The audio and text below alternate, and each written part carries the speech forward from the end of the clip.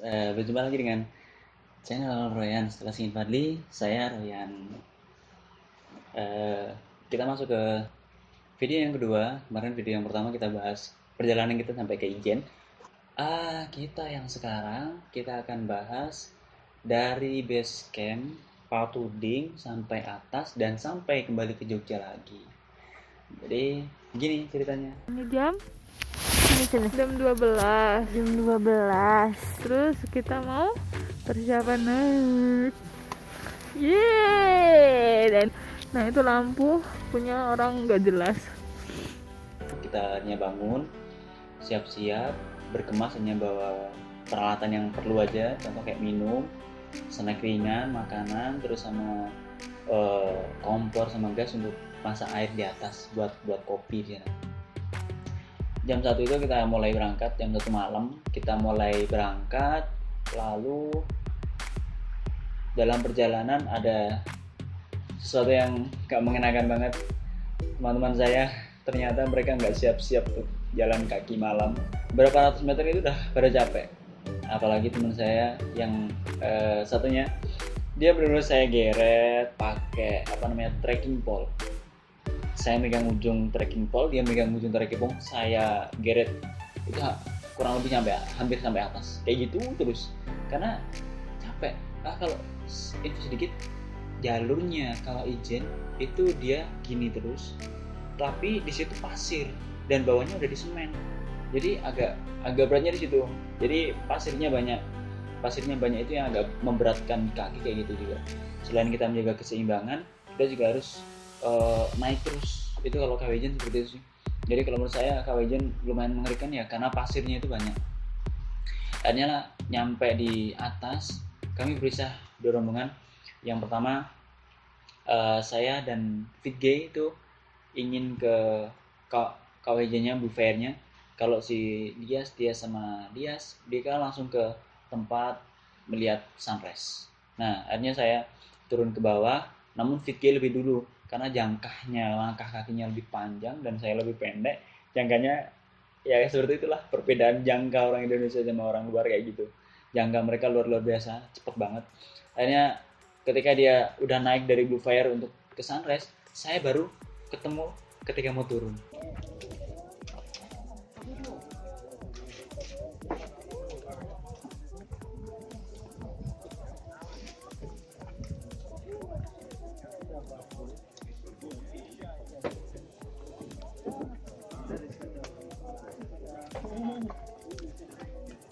Lalu di situ yang menariknya ternyata Blue Fire di Kawaijin itu dihidupkan dan dimatikan. Ternyata jam 1 malam itu Blue Fire-nya baru dihidupkan. Ternyata baru dihidupkan jam 1 malam. Kemudian di pagi hari kisaran jam 4 Blue Fire-nya dimatikan, disiram pakai air sehingga mati. Gitu. Ternyata seperti itu. Kenapa? Kalau nggak dimatikan, nanti bis atau gorong-gorong yang selang untuk penyalur belerangnya itu nanti hancur. Maka jam 4 itu dimatikan. Jam 4 pagi itu dimatikan Blue Fire-nya. Nah, di situ ada momen-momen yang luar biasa, bapak-bapaknya yang mematikan.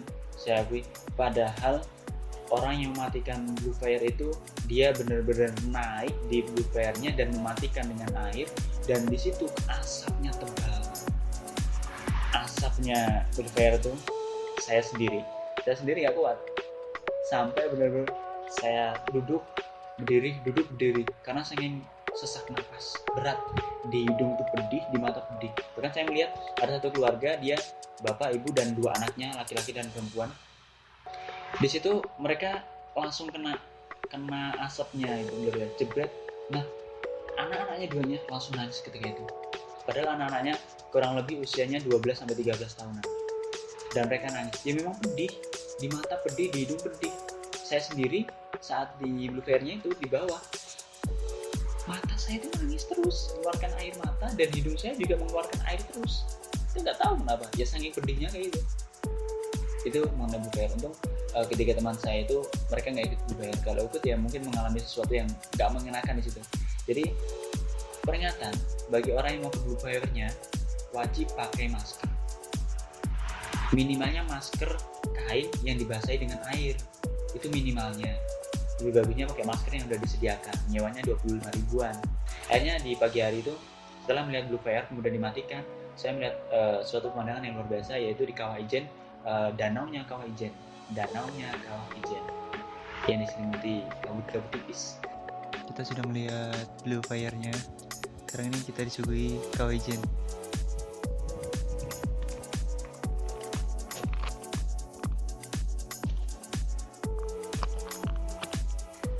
Disitulah matahari mulai menyingsing, matahari mulai terlihat, sampai sudah tidak tampak lagi matahari yang mulai tampak, sehingga akhirnya disitu saya mulai naik menyusul teman-teman. Kalau naiknya cepat karena sudah nggak antri lagi, naiknya cepat ke sunrise. Saya jumpa teman-teman di atas.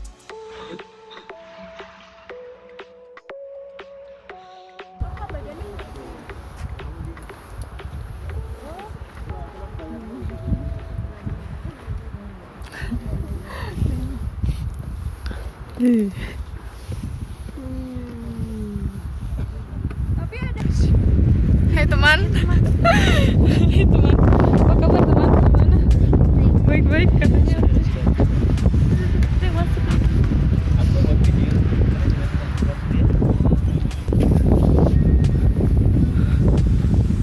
Berempat. Oh ya Allah mukanya. Aduh, belum tak balik lagi ya elah.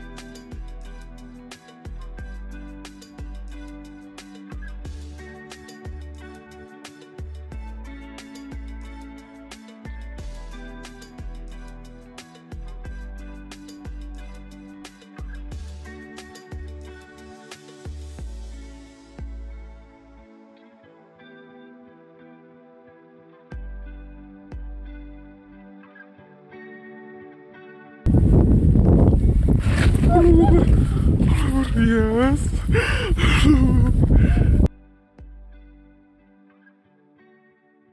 Lalu setelah puas, kurang lebih jam 11 siang atau jam 10 siang, kami memutuskan untuk turun dari Kawah Ijen. Kamu dari mana guys? Aku dari Kawah Ijen guys, baru turun. Mana Kawah Ijennya guys? Itu guys, ke sono. Terlihat kan? Gak ada yang nanya, ngapain ke Kawah Ijen? Ya udah, tanya. Ngapain ke Kawah Ijen guys? Makan Oreo sama kopi. Kali aja sensasinya beda. Sini aja beda. Ya ini sama. Ini apa sih? Ini roti yang royan-doyan dah bukan? Cie, guys lihat guys. Cie, ada yang saling bantu-membantu guys. Aduh, cemburu deh aku. Aduh, kita cemburu. Nggak diajakin. Lu kenceng suaranya. Oh iya. Apa nih guys? Kok banyak banget? Hah? Kamu udah beli? Di mana? Berapa? Kalian kok nggak ngomong? Yang enak cuy. Nggak ngomong di tempat itu juga. Tadi udah. Kamu udah beli yang apa? Udah beli gue Dia beli apa? Kamu beli apa? Gak ada gantung. Gak ada gantungan kunci ya? Bentar ya nih. Iya mohon maaf sih. Oh iya udah. Dari tadi ya. Kamu telat ya? Kamu tinggal di sini aja. Ah belum buka. Ih, ya sebentar. Kamu udah nggak bad mood kah Yas? Nggak tuh soalnya baru. Di sana nggak pernah ke di sedingan itu? Nggak pernah lagi. Kayak aku fokus sama Dimas. Yaudah ya guys, kita mau turun. Nah, dalam perjalanan di situ saya menjumpai yang namanya buah mulberry. Buah mulberry rasanya mantap. Ketika saya naik ngambil buah mulberry, banyak nih bule-bule lewat nih. Mas, buah apaan itu? Pakai bahasa Inggris kan. Intinya gitu. Mas, buah apa itu? Buah mulberry. Akhirnya mereka mencoba dan ternyata mereka baru nyoba itu juga. Demi mendapatkan buah ini, Mulberry guys, gratis. dia rela naik. Aduh, so sweetnya nggak kuat. Yes, itu nggak dimakan Yas. Hah? Allah. Weh, menangkap jitu dia. Akhirnya setelah ngambil mulberry kita lanjutkan turun dan kita disuguhkan di pemandangan di situ, pemandangannya luar biasa. Belum 100%. Oh, belum 100%. Mungkin ada faktor lain yang belum aku beritahu. Iya. Berisik deh. Tolong dong ya. Mulai deh ya. Mulai. Tolong sampai saya jurang. Enak aku berisik nggak sih? Hah? Jelas ya? Iya. Nggak jelas juga malah salah.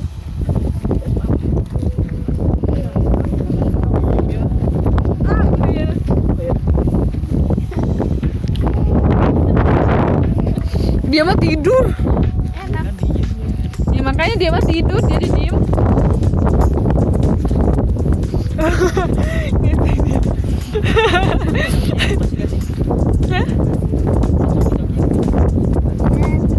Ya kamu tuh bersyukur ada di tangan kamu. Oh.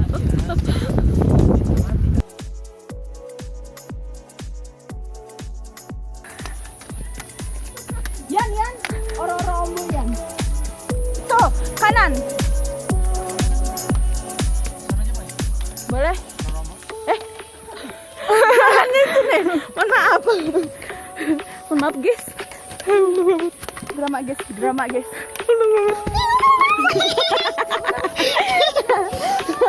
Kamu masih deg-degan ya? Iya, deg-degan. Kan udah berkali-kali kepleset ya. Tapi deg-degan aja.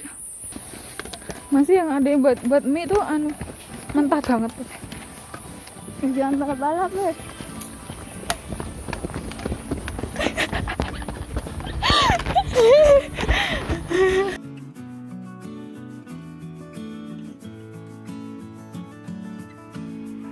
Nikmat banget. Pelarian yang cukup bagus. Melarikan diri dari Semeru, gak jadi ke Semeru, akhirnya ke Kawajan dan mengobati rasa itu. Nyampe di base camp Paltuding, kita kurang lebih jam 11 siang. Setelah itu kita langsung tidur jam 11.45. Setelah itu saya langsung tidur. Kalau mereka nggak tahu tidur atau tidak, nggak tahu juga. Setelah tidur, karena penjemputan itu kurang lebih jam 3 sore, kita siap-siap berkemas, kita beresin semua tenda. Kemudian sebelum beresin tenda, si Virge pamitan sama saya dengan bahasanya yang luar biasa dan saya tidak mengerti. Hanya pakai Google Translate.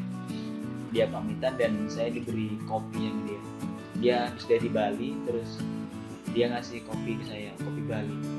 Tapi ketika dibuat rasanya pahit, kopi dari Vicky. Salam buat Vicky, terima kasih banyak sudah berkenalan dengan kami, Vicky.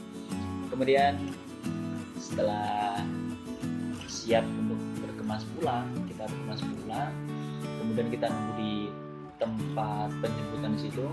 Nah, di situ ada dua opsi, kita bisa milih pickup sama kita bisa milih truk. Nah, saya dan teman-teman memutuskan untuk milih truk karena lebih sepi. Kalau yang lainnya pada bapak-bapak, ibu-ibu pada naik pickup, tapi dempet-dempetan dan saya nggak suka seperti itu. Akhirnya kita milih lebih baik naik di atas truk, bawahnya belerang, kita di atasnya. Itu di atas belerang jadinya. Itu perjalanan kami dari truk. Kemudian nyampailah di terminal truk. Kalau bahasa di sini terminal, tempat penjemputan itu mereka sebut terminal gitu biasanya.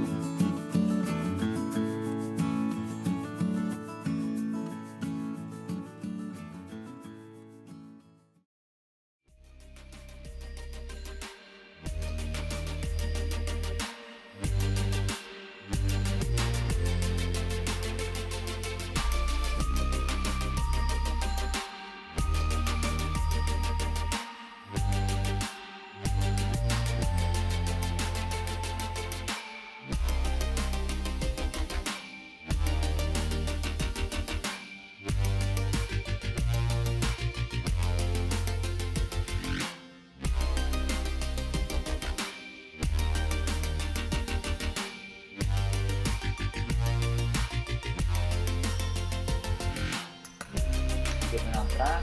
Lalu di situ kita turun, kemudian dari terminal situ nyampe ke stasiun Karangasem. Teman-teman menginginkan jalan kaki. Oke, saya iyain aja jalan kaki. Sampai kurang lebih ada 6 kilo kita jalan kaki. 6 kilo jalan kaki. Setelah 6 kilo jalan kaki kurang lebih sampai maghrib. Sampai maghrib itu kita belum nyampe. Dan disitulah baru saya nelpon sama bapak yang kemarin mengantarkan kita menggunakan angkot. Akhirnya dijemput, akhirnya nyampe kita ke stasiun Karangasem. Dan malam itu kita juga agak bingung nih, kita mau tidur di mana? Rencananya mau tidur di stasiun sambil nunggu kereta besok pagi. Ternyata stasiunnya tutup. Akhirnya kita mencari-cari, dapatlah kita dapat penginapan satu kamarnya 70.000. Akhirnya kita nginap di tempat penginapan itu. Jadi lebih enaknya kita kalau turun aja lebih enaknya kita di penginapan aja, bayar 70.000 per kamar. Sebelumnya kalau kemarinnya kita di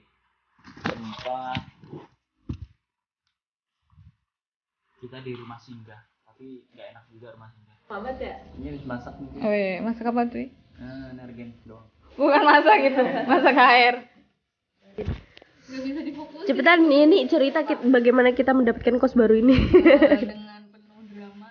Ya. Hampir jam 11 malam. Gak drama tapi kita aja yang muyang-muyang. Iya. Lalu mikir jadinya.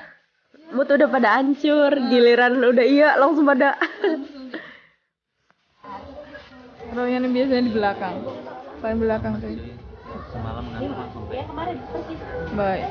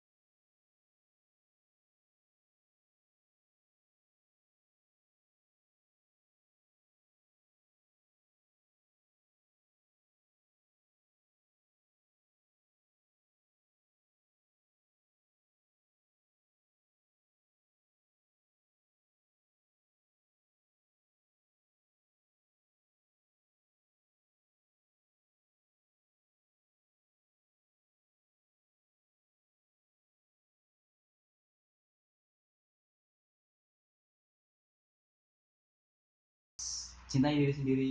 Salam lagi Royan setelah sekian